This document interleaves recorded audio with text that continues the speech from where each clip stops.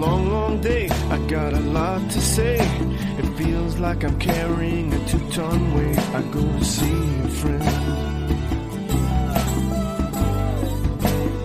Hello, I'm Msgr Patrick Winslow. And I am Father Matthew Kauth.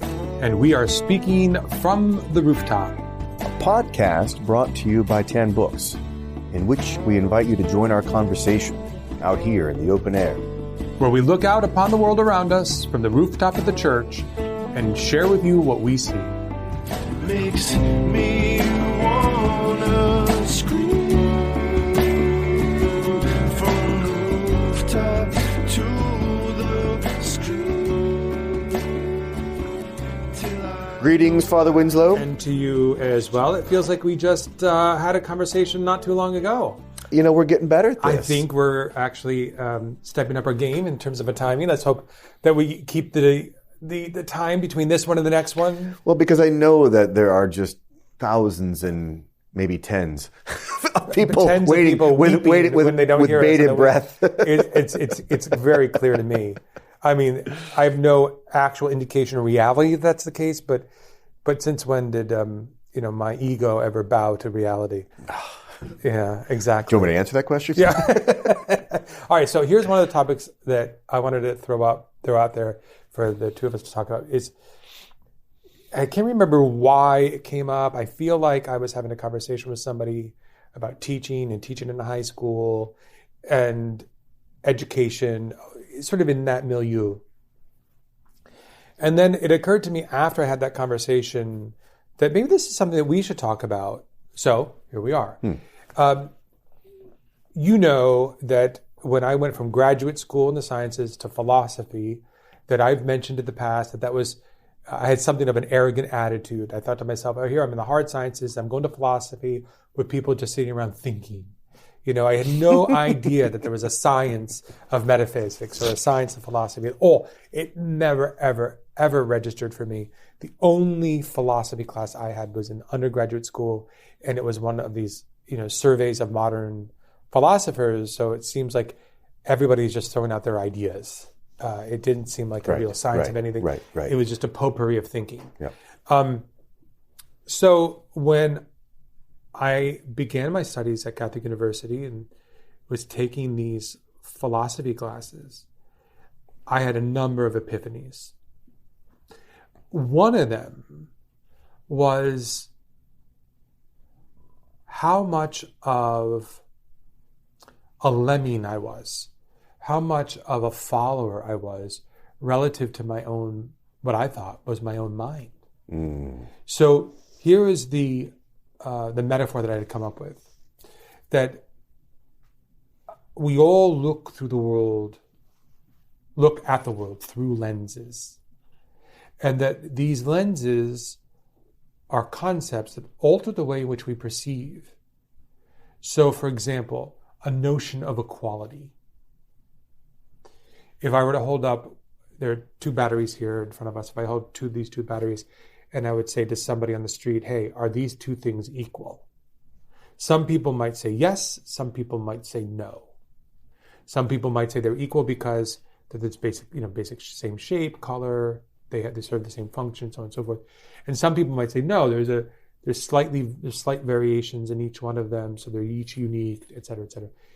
But what's happening there is the notion of equality is something that they are operating from that they've probably never, ever examined. Sure. So in this case, you just delineated the difference between equality of sameness, exactly, versus equality of goodness. Exactly. So most people walk around through life thinking, of course I know what equality is. Of course I know what fair is. Of course I know what justice is. Of course I know what these things are. And yet, when is the last time you examined them? When is the last time you took these lenses off and you looked at them and you looked at your notion of equality? You looked at your notion of justice. You looked at your notion of this, that, or the other. And I would dare say most people haven't. Mm-hmm. But when you studied philosophy in a very clear, you are forced to. You have to have these distinctions. You need to understand them appropriately. You have to discuss them. And as you so do, you are very carefully developing and forming the lenses through which you perceive reality. Most of us just grow up in a culture, and the culture around us coherently and incoherently forms these lenses for us. Sure. And we think that somehow we have a fresh view on reality, when in fact, the culture and the world around us put the lenses in front of our eyes. Right. This is you remember the old allegory of the cave, with Plato, which is kind of the classic thing most people that study philosophy sort of start with, which is these poor souls, or these people are inside of a cave, and all they have in this cave is these images that are cast upon the wall in front of them. They've never been out of the cave. And they think, of course, that that's reality, and it's just a light behind them, a firelight behind them, and people are making various shadows and things, and that's all of reality. And so getting out of the cave into the sunlight is that idea that I'm not just seeing what they've told me to see or what they've conditioned me to see. I'm actually seeing in the full light of day. I'm seeing the sun. That's a totally different kind of light and a totally different kind of world. And every time anyone studies philosophy, they have that sort of moment where they in some sense, we could say it's properly woke. Right, exactly. Because it is that shocking epiphany. Yeah, it is. But wait a minute. So let me tell you where I think it happens a lot in the area of the faith, which is the church's teaching, her doctrine, which is defined and infallibly taught by the church, that that ordination to the priesthood is reserved to men. This teaching is often in our current times perceived as to be an injustice and incoherent with the sense of equality and dignity between men and women. So when you say that Christ chose only men to be his apostles, and therefore his successors and those priests that are ordained with those successors can only be men, that is considered to be, to the modern mind, to the modern lenses, a violation of the Christian doctrine that all men and women are equal. And it gets into the question of, well, what then does equality mean? Right. And so we have an understanding of equality of nature. We have a common human nature. We understand that there's equal dignity, but we do not see that women are preferred by God, and there's an inequality, a lack of equality or an inequality, because they're allowed to bear children and give birth, and that men can't. We certainly don't see a lack of equality when men are ordained priests and women aren't. We don't see those things as violations of equality because we have a deeper understanding of equality as it applies to human persons. And yet the outside world, they do not have that concept of equality. They have that sameness, that almost like datum thing where it has to have the same function, the same opportunity, the same this, that, and the other thing. And the same outcome. The same quality outcome. Exactly. And we begin with them completely, we're completely dismissed by many people who are awash in the lenses of this world, because they look at it and they say, that's an incoherent. You say equality, and yet you do this. Right. It brings me to a position that I find often with the men in class, where you remember when you were studying philosophy, and in the beginning, like maybe in the beginning, you were really examining the lenses because you're reading Plato's dialogues, which is all about that, right? What is justice? What is friendship? What is love? And he just constantly, in that method of his, breaking down people's suppositions about what they think that they know. And of course, Socrates... And where do those concepts come from? Right. And Socrates was considered to be the wisest of men because he knew that he knew nothing, right? The Oracle of Delphi. And yet he did know some things. He certainly knew that they didn't know anything. Right. But then you keep going in philosophy, and there's certain concepts that have been worked out by our forebears that have proven to be true, that they see, but you don't see them in the beginning. So imagine, I'm not sure if you recall those sort of metaphysical principles you learn, like form and matter, act and potency, the principle of non-contradiction, all those sorts of things the bedrock or the amino acids, the building blocks of right thinking about reality. And I remember memorizing them all, because you have to. But in memorizing them, what I'm fundamentally doing is I'm taking someone else's work and I believe them. And I have good reason to believe them. And so because I don't see what form and matter are, what act and potency is, I simply make an act of belief. And so my will, in some sense, causing my intellect to adhere to something that I don't actually see. But that's not the goal. And so when I see the guys do that, they have to do that in the beginning because they can't learn otherwise. It's a natural faith-seeking understanding. They believe their teachers, but we have to get them to the point of understanding, or that scientia, as you said, that real knowledge. And you see it when it happens all of a sudden. Well, so not for all of them. Right. You get to a certain point where, like, they see this. They're real scientists now. They have scientia, knowledge. But it's the same thing on the level of faith. So when you were speaking, I was considering the fact that we all, if we have divine and Catholic faith, we're not necessarily making those attempts even to understand the particular teaching. So, I mean, how many people have you known in the parish that simply wouldn't question the reality of an all-male priesthood because they just have divine Catholic faith? Right? Someone worked this out who happened to be the Son of God. And so it's true. And yet, if you want to have some scientia about the thing, you can. You can get to the point on a lot of these topics if you have faith first and engage them properly and get at least close to a kind of knowledge of it in itself. But if you're on the outside and you don't have divine and Catholic faith, you're just seeing this thing, as you say, from the lenses of the world, then it's veritably impossible. You're talking two different languages in some sense. Which is why I think with evangelization and catechesis, getting to those lenses is the first thing you have to do. Because otherwise, these folks who are searching are constantly experiencing intellectual obstacles.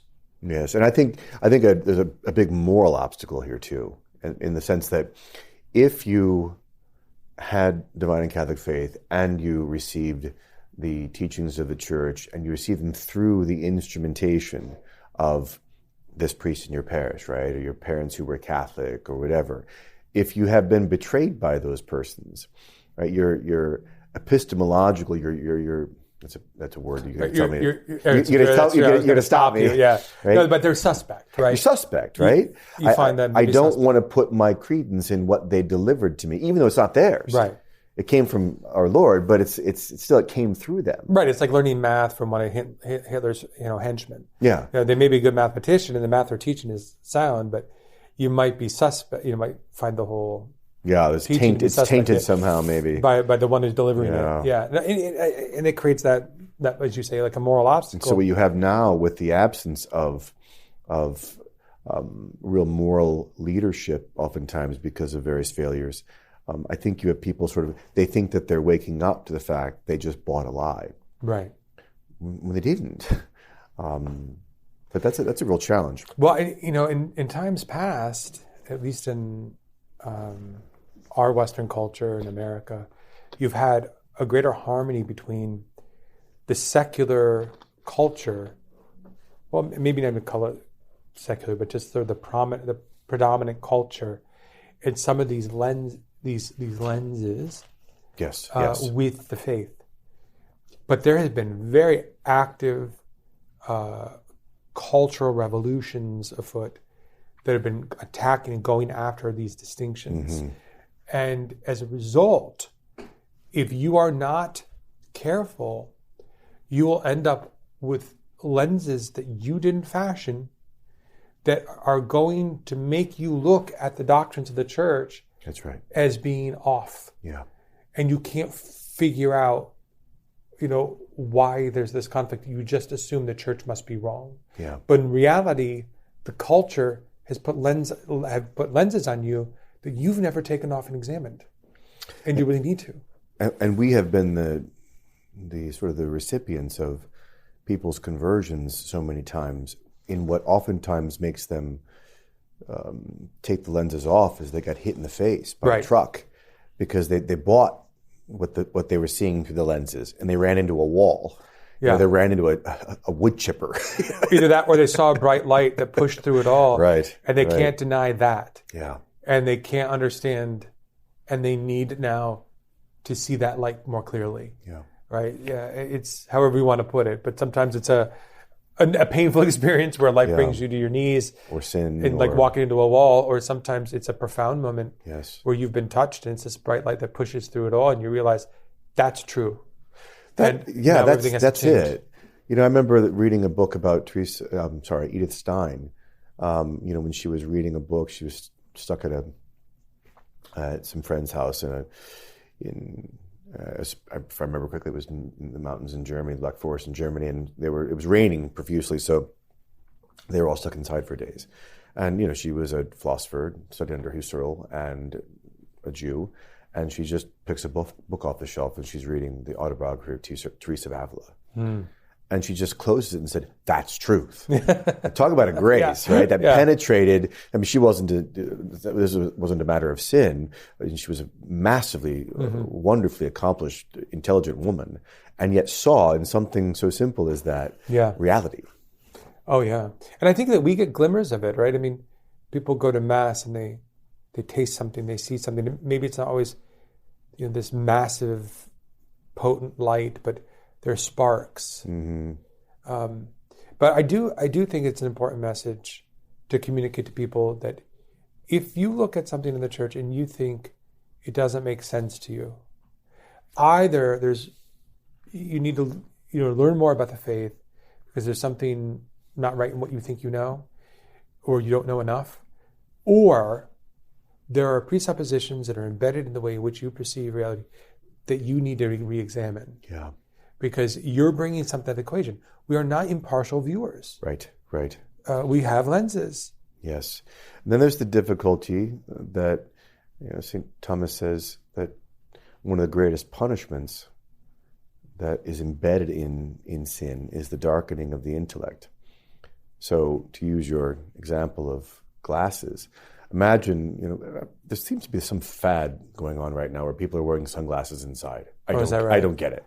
I mean, maybe they've got, hangovers or something. I have no idea. But it's like people wearing sunglasses inside. Sometimes I think fads are about just trying something different than as it's been done. So sure, it'll go back to clear at some point. Yeah. Well, it becomes too trendy. Imagine if you were trying to see things clearly and you had your sunglasses on. Yeah. And you're inside. And that happens to us relative to moral failure.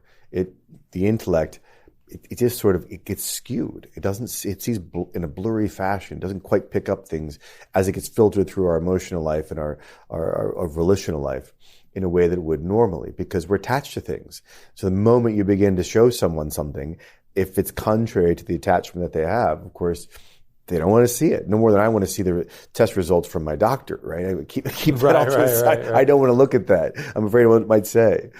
By the way, going to doctors, maybe this is before we go kind of a thing, but I just got to say, the older you get, like they never give you a sort of a nice pat on the back. No. It's always like every time you go there, everything you hear from them is like either you're falling apart, or you got to work on this, you got to do this. And it's like going to a coach that never says, "Hey, you won." And you're never going to. I mean, that's the thing. You're just never going to win that one, right? At some point, you're going to lose. Yeah. And not to say that you shouldn't listen to your doctors, but my aunt, she was in her late 50s. She had a massive heart attack. She died right there on the spot. A day or two later, her doctor's office called with the results of her physical from the week before, saying she was in good health. What? So, take that with a grain. I don't want to give you any reason not to believe the doctor, but at least that there's an anecdote there that says, they're not as knowing as they think they are. But we've talked about aging. Yeah, we have already covered that, I guess. But it seems to be a favorite topic of people that I run into. Because we're all old, getting old. They're saying, "Oh, I remember you talking about getting older." Like, he says, we're all resonating with that same experience. I remember when I did a Cursillo when I was younger. I think it was in my early 20s. It was, I'm not sure for some people they may not know what a Cursillo is, but it's a Christian movement. It started in Spain. It's meant to kind of kickstart your faith, to really refocus and re-engage you in your faith. And so it's a 3-day weekend kind of experience. And then the community of believers support one another in living their faith. So I did this, I think it was after my undergraduate, before graduate school. And I was the youngest guy there. I mean, they have men's weekends and women's weekends, and I was the youngest guy there. And I came out, and at the end, you have an opportunity, like kind of an open mic, say thank you to people and step aside, all the men that did it. And I said, well, it has occurred to me when I look around, all the older folks that were with me, that I'm clearly an old man stuck in a young man's body. And of course they laugh. Well, there was a priest behind me, and he comes up, and he was middle-aged at the time. And he says, well, unlike Patrick, who is young as an old man trapped in a young man's body, I'm a young man trapped in an old man's body. Of course, everyone roared because everyone, shares that experience. Right. The body just... It keeps moving on. Yes. Your interior life doesn't get old. Yes. And the interior life it doesn't feel like it's moving nearly as quickly. It's not running the same pace. Yeah. So we kind of have to manage that. To make that dovetail with about the things we were talking about, I think it was Aristotle that said that one shouldn't teach before the age of 50. Which back then there'd probably be only a few teachers left. I could be totally wrong on the time, but I remember thinking that was so old when I first read that. But I do kind of get it now, maybe because I'm almost 50. But I think that there's an image that helps us with that, and this is about the lenses too, and that's the classic image of prudence in the church's iconography. And so if you look at a statue and it's a statue of prudence, you're going to see one of a couple of things. One of them is the face of usually a very beautiful young woman on the front. But on the back of her head, which was grotesque the first time I saw it, is the face of an old man. And I thought, the first time I saw one of these depictions of the virtue of prudence, I thought, what in the world is this thing? It's disgusting. Mm-hmm. But it was trying to depict the fact that when you're looking back at your past, you have all sorts of experience, right? And so you're kind of old back there relative to your past. And you can't really be prudent when you're young because you don't have any experience. I see. And so by the time you've arrived at prudence, you have so much experience back there, and oftentimes lots of mistakes. Right. But that doesn't mean that your face that's looking forward is old. It needs to say, instead of getting cynical or curmudgeonly or jaded, it stays youthful. It actually uses the things it learned in the past to be lithe in the present. Yeah, I remember when John Paul II, he was asked to have an interview. I think it was with Marco Polo. I can't remember who he was supposed to interview with. And back then, it was unheard of for a pope to be interviewed live. And so he accepted the offer in a written form, that he would receive the questions and then he would write them. And so he wrote them, and then they published it as a book, and it was called Crossing the Threshold. Oh, I remember that. Yeah. Yeah. I remember where I was when I first read it. And it was really quite novel in the sense that a pope had a book, but it was a series of Q&A. So you had the reporter asking the questions, and the answers were John Paul II, like verbose, layered, thoughtful responses. So there is a section in there on youth, and I can't remember what the question was, but it didn't really matter. The whole section really was about youth, if you wanted to call it a chapter. But he talked about that the quality of youth is not something that is meant to be shed, but to be retained. That as we mature and grow, there's an element to youth that is to be perennial. Right. Sort of elastic in that sense. Yeah, that... Even when the body no longer wants to be elastic. Yeah, well, exactly. Well, or for that matter, that sense of wonder and discovery, of optimism. Absolutely. I find myself going back in my own mind, not with any conscious effort, but just almost subconsciously doing it. And recalling when I was younger and how I saw things in comparison to how I see things now. And it's a really beautiful exercise that I've really haphazardly fallen into. But I recall how I looked forward to Christmas, how I looked forward to Thanksgiving, what it was like, the smells, the sights, and but more importantly, the interiorly, how I was disposed, how I saw reality. Yeah. And there are aspects to that I'm trying to reincorporate because they were right. Mm-hmm. They were hopeful. They saw these simple things as being large. For example, when you're a kid, your mom, your dad, your family, those are big, powerful players in your life.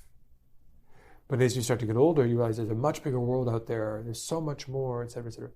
But then as you go beyond that and you get to a certain age and you realize, no, all of those people are still big, giants, powerful players. big, powerful players in my life. And that's where they're supposed to be. Well, and it's one of the great tragedies, really, of the current culture relative to an absence of children. Because your life is moving quickly, you're getting powerful, you're moving up the corporate ladder, whatever the thing is, you're putting off marriage, you're putting off children, et cetera, et cetera, et cetera. It's just a common thread now. I mean, imagine people think you're young if you're getting married at 30 these days. And when I say tragedy is because you don't have those players. Like your parents are gone at some point. And then where is your family and extended family? Mm-hmm. And I'm finding that more and more people are they're entering into that realm where not just did I not create social networks with friends, but I don't have family. And that's the kind of thing that, irrespective of what happens, you just can't get rid of. That's right. And one always goes back to. That's right. And as a kid, you knew that those were big. And but as you grow, you can make poor judgments and minimize it all. And then ultimately you have to come to realize, no, they're meant to be large. Yeah. They're meant to be big. And the same thing with respect to just approaching the important things in life. Mm-hmm. A meal with people. Yeah. Right? You think as a kid, these you took them for granted in many ways. But there was something more to the whole thing. As you got older, you start to grow, you start to think, well, I want to taste this and go there and do this and do that. Right. But as you start to become a little more tired of the novelty of tasting this and that and being here and there, you're asking, well, what did I see as a kid? Mm-hmm. And you go back to those elements that were the gems all along. And I think, in many ways, bringing it back to John Paul II, there's that youthful quality that as you grow older, there's a struggle about eschewing it and throwing it to the wayside. Yeah. But then ultimately realizing, no, that's meant to always be with me. There's an element there that's always meant to be. Who is it who said, the further I get away from home, the closer I get to returning, or something? Yeah, it was an image that G.K. Chesterton had. Chesterton. Like he was going to set sail for a wild new land and to adventure, et cetera, et cetera. And when he landed, he found all these amazing things. And he was discoursing on what glorious things in this new land that he found, until he realized that he was just back at home. Exactly. I think it's kind of like that. In any event, I think we've ranted enough. About we did our tribute to the age. We'll keep returning to the age issues. Yeah, we'll have no choice. Well, that's true. Because we'll forget if we talked about it. That's true. That's true. All right. So, do you have any last, or before we go? Well, before we comments. go, I do want to say this. I took some time today, pursuant to what you mentioned about rekindling always those impressions that one has of youth, not worshiping youth, but trying to have that impression hit you in that fresh way with fresh eyes and no particular lenses, as it were. To use all the things you have learned that are true and yet to look at things freshly. And I just went, before I came to see you today, I just took 10 minutes, and the colors right now are, of course, exceptionally vibrant. They really are. And we're fortunate to live on a lot of land, and so I went for an incredible walk. I think I sent you a picture to send to your Yes, to your you mom, did. Yeah. because the colors were incredible. But I just stopped, and I love stopping in the woods and refuse to move and just stare. It's a silly thing on one level, but for all of us who find ourselves in a position of saying that we are quote unquote busy, I've got this new thing I'm telling all the staff, like, I don't want to hear you're busy. I'm not going to say it anymore either. I want us to say that we're full. Like, my life is full. And fullness might mean that I can just stop and take in the things that are around me and the beauty of of falling leaves in autumn. That's full too. That's gorgeous, and I love it. So please do it. That's good. That's good.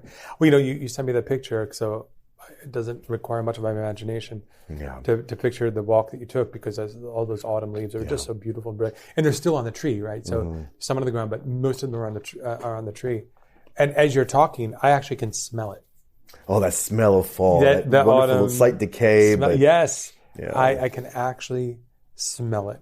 So speaking of smells, I've stumbled on diffusers with those oils. Mm. So my office right now smells like pumpkin pie. I ordered a batch of autumn You scents. are not satisfied with the Yankee Candle anymore. No, You're going full on diffused. I am full on, because for those candles, they go out too quickly. They get black and gunky, and they can be a hazard if you forget about them, and then they can lose their smell at some point. So you know what? The diffuser, that has been a bit of a win, because then I get to have these scents. So now I come in. The problem is I'm still kind of figuring out how many drops are enough and how many drops are too much. So a couple times here in the chancery, I've had the too much on.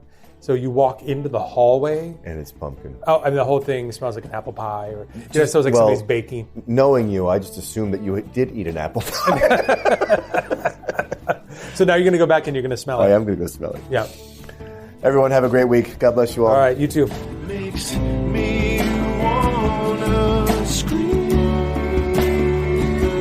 from the rooftop to the street. Thanks for listening to this episode of From the Rooftop. For updates about new episodes, special guests, and exclusive deals for From the Rooftop listeners, sign up at rooftop.podcast.com.